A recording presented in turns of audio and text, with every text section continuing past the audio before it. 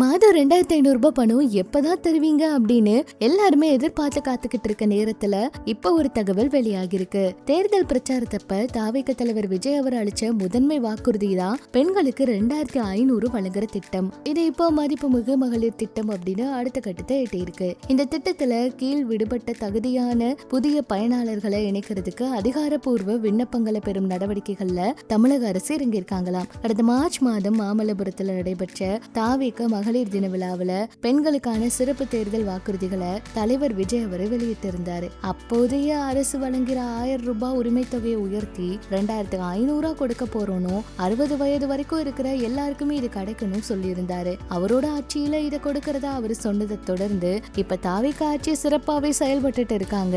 அந்த வகையில எப்ப 2500 ரூபாய் பணம் கொடுப்பீங்க அப்படின்னு மக்கள் எதிர்பார்த்து காத்துக்கிட்டு இருக்காங்க. ஆட்சி பொறுப்பேற்றதுமே இந்த திட்டத்தை முறைப்படி அமல்படுத்துவதற்கான நிதி ஆதாரம் பட்ஜெட் வழிகாட்டுதல் குறித்து அமைச்சர் CTR நிர்மல்குமார் அவரு முன்னாடியே செய்தியாளர்கள் கிட்ட விளக்கி சொல்லியிருந்தாரு. முதற்கட்ட பணி நிறைவடைஞ்சிருக்கு.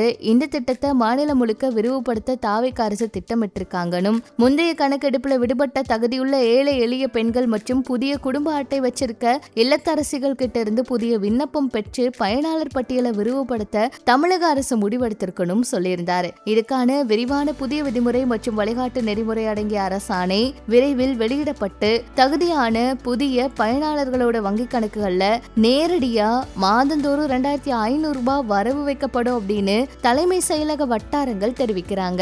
எப்ப இந்த திட்டத்தை எங்களுக்கு கொண்டு வருவீங்க அப்படின்னு தான் மகளிர்கள் ரொம்பவே ஆவலோட காத்துக்கிட்டு இருக்காங்க. விஜய் அவருடைய பிறந்த நாள் அப்ப நிச்சயமா இந்த திட்டத்தை அறிவிப்பாருன்னு எதிர்பார்த்தாங்க. ஆனா அப்பவும் இந்த திட்டத்தை பத்தி எந்த ஒரு விஷயமும் சொல்லல. இப்ப இதுக்காக ரொம்ப ஆவலோட காத்துக்கிட்டு இருக்காங்க.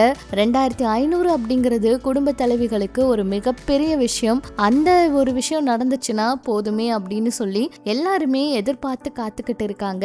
இந்த மாதம் 2500 ரூபாய் திட்டம் எப்பிருந்து ஆரம்பமாக போகுது அப்படிங்கறதெல்லாம் பொறுத்து இருந்துதான் பார்க்கணும். தமிழக அரசு அடுத்தடுத்து நிறைய திட்டங்களை அறிமுகப்படுத்தினாலும் இந்த 2500 ரூபாய் மாதம் வழங்குற திட்டத்துக்கு மிகுந்த எதிர்பார்ப்பு இருக்கு. இந்த திட்டத்துக்காக எல்லாருமே காத்துக்கிட்டு இருக்காங்க.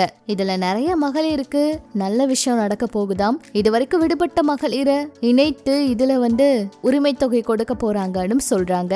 என்ன நடக்க போகுதுன்னு பொறுத்திருந்து பார்க்கலாம். இது பற்றி உங்களோட கருத்துக்களை சொல்லுங்க. இன்னும் இது போல சினிமா அரசியல் தகவல்கள் எல்லாம் நீங்க உடனுக்குடன் தெரிஞ்சுக்க நம்ம சினி சமூகம் சேனல் கூட இணைஞ்சிருங்க.